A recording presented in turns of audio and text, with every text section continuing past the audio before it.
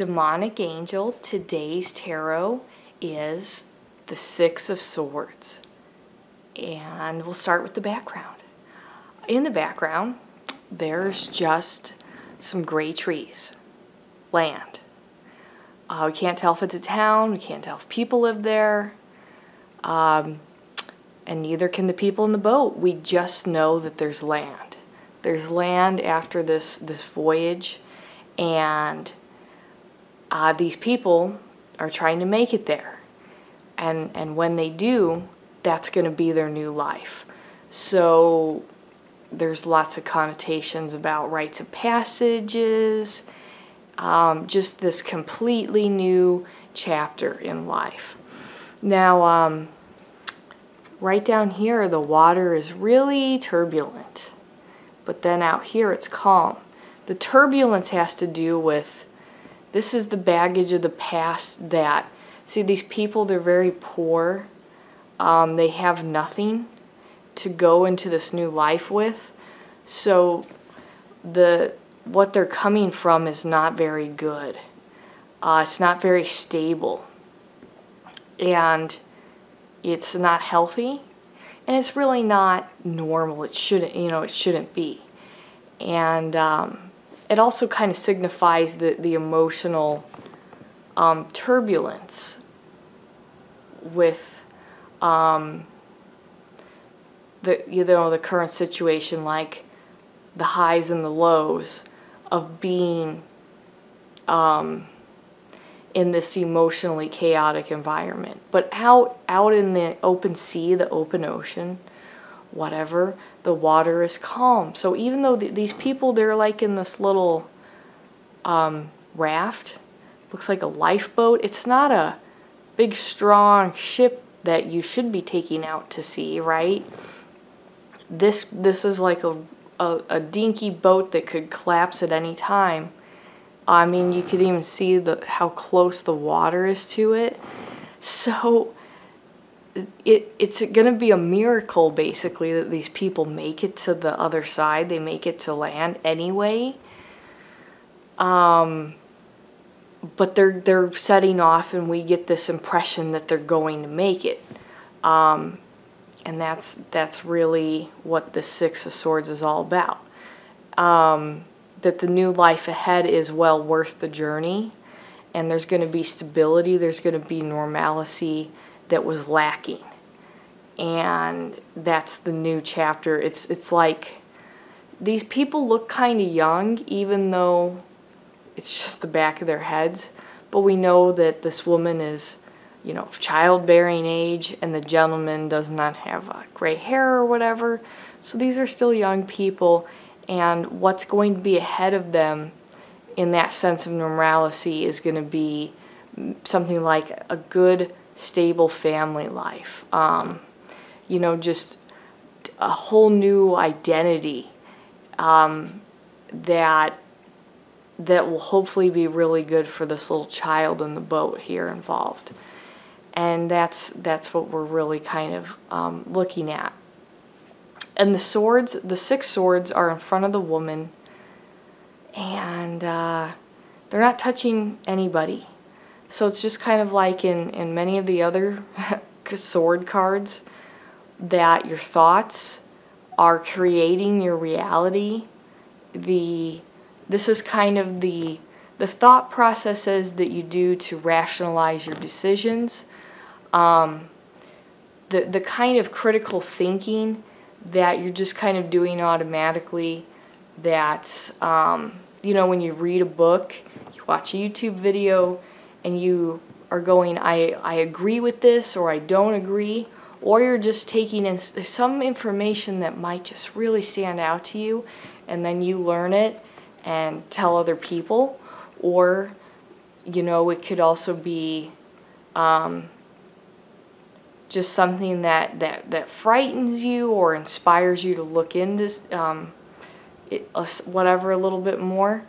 But that's what that whole thought essence of the swords here is the intellection process that we're all doing. And so this is kind of like although you know, it's really, when things are bad in our lives, it's still more comfortable to stay in what we know, what we are familiar with, because we just invest so much of our identity in our daily lives that that we don't really realize it. But the swords here kind of represent that you're making this decision to, you know, for your new life in this case, based on logic, and you're fighting against the turbulent emotional waters here. So, you know, emotionally, it's very, very hard to leave your life behind. That, and this has many different, could be moving away. These could be brother and sister escaping, you know, a not very good city together, a parent situation. This could be a young couple, and they're starting over after losing their home in a fire. So that whole idea of starting this afresh, anew, but that pain and the baggage of the past is still really there, but you're fighting it with logic. You're like, we have to move on, and we've got to stick together, and we're taking the clothes on our back. They don't have supplies, they don't have ammunition, they don't have nothing. So this is, we've got to go, and we've got to make this journey across the waters, and you're fighting against the emotion to make this logical decision that and I mean, still the decisions, the thought process is still going to be tied to the emotions, because they're still here, they're still affecting the way you think, perceive things, that you choose to identify with, but you're able to go against that emotion. Now, there's a little kid. None of these people are facing us. So there's a little kid and a woman, and they're sitting real close next to each other. None of these people appear to be looking at each other. And for the little kid, this is kind of like the kid is really staring kind of directly into the land ahead, because this is really his future, you know. I mean, this kid looks like he's 2, 3, 4 years old, and the new land they go to, this is going to be this kid's everything. It's going to be his identity, his friends, his school, and it's because of these two grown-ups, even, you know, they're young people, but that are transporting him to this new place, so that they're making, I mean, this is this kid's whole life ahead of him. The woman, though, she's looking kind of down and more directly into the boat. I mean, she's just fried. She is so traumatized by this whole situation that she puts that cloak, the hood of it, over her head. I mean, she's just protecting herself from, you know, you get so emotional, you hug yourself, and you cross your arms, and you just kind of get that defensive way because you've had enough. Well, that's what she is. And even though she's burnt out, like I said, she's here on this little rickety boat. Hey, take me to this new life. And then we have the guy here, and he, you know, he's just got a big fucking stick, and that's how he's supposed to get there. He doesn't even have oars. So they didn't stop at Quick Trip and pack all their, you know, snorkeling gear. This isn't a recreational type of thing. This is a very dire situation, and the guy, he's strong, he's young, he's capable. He can get these people across, and almost like the kid, he too appears to be looking forward to the future at the land. And I mean, because he's looking at the land as he's going towards it, traveling towards it. And so, you mean, him and the child are pretty hopeful, but the woman is a little bereft and a little bit just worn out. So upright, this is kind of like, it could be a situation where a man meets a woman and they kind of hit it off, and now they're, you know, he's in love or whatever, and he wants to take her, provide for her and her child, and they're going to go off on this journey together, start a new life.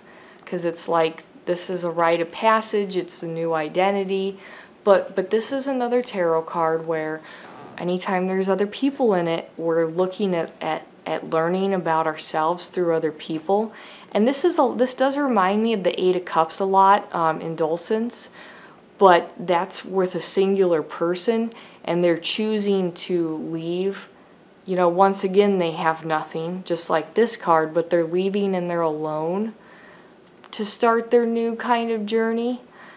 But this is with a cooperated effort. So it's just, if there's this situation where you're really depending on this cooperation, on sharing your resources, it can be emotional, it can be as real as splitting up the bills for that kind of necessity, figuring out budgeting and that kind of, then we get a more of an earthy element into it. And if you know, if I get this card and I'm seeing some pentacles and whatever, then I'm really going to think that this card is about just the materialization and survival aspects of cooperating. And so it is this journey, though, that is kind of somber. And I mean, it can be brother and sister. It could even be like, I'll even put it this way. Let's just say I mean, can you imagine a woman and a child come to some guy for help, and he's like, I'll leave everything behind for you. Because he's kind of, I mean, without him, this situation wouldn't be happening. He's literally powering the boat. So I have seen this card where it's kind of a situation where this guy, pretty much usually a guy, wants to rescue a woman. And you know, a lot of times, obviously, there's a lot involved in that, especially with children, because you have the other parental party involved and whatever, and so you can't literally go across the sea.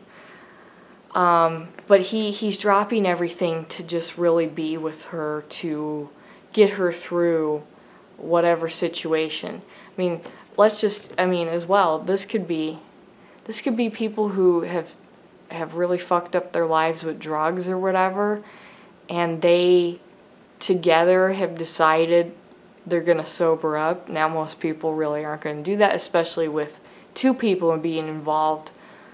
But for the sake of this child, they're you know, you got to leave your town full of all the people who know you for drugs, right? And protect your child by not surrounding yourself in the same environment with that kind of a change. So you don't have anything because your life has been ruined by addiction, and you have to leave. And you have to believe that life is worth living and will get better, even with this nothing on your back. So those are just kind of some of the scenarios that I've seen with the Six of Swords. Reversed is kind of more to me like, there's this logical kind of, you know, situation or solution, I should say, and you're, you know, the people involved are aware of it, and they realize that their only choice is I mean, the logical choice, the healthy choice, the evolution choice, is to move on. But they're just letting the, you know, turbulent emotional waters here make the decisions for them. And so because it's familiar and it's so hard to leave something familiar, and think it's pretty much it's a human thing, it's an animal thing to be comfortable with the familiar, even if it's bad. And so you cling to that. You just, you know, there's no way my future would be better because I have this. This is all I've ever known. And you just keep getting suckered in by, you think in those ways of the emotional attachments of the past. And then you let that make your decisions for the future happen to you. So then this is kind of like life's just sort of happening. I can't really do nothing about it. I'll do it later. I don't have a choice. And you do have a choice. And you just have to put logic. This situation is asking you to put logic before emotions. And that's a very, very hard thing to do. We talk about it a lot as people, but boy, it's painful and it's scary to leave the familiar. So it's completely understandable type of a thing. So anyway, that is the Six of Swords, and I'll talk to you guys later.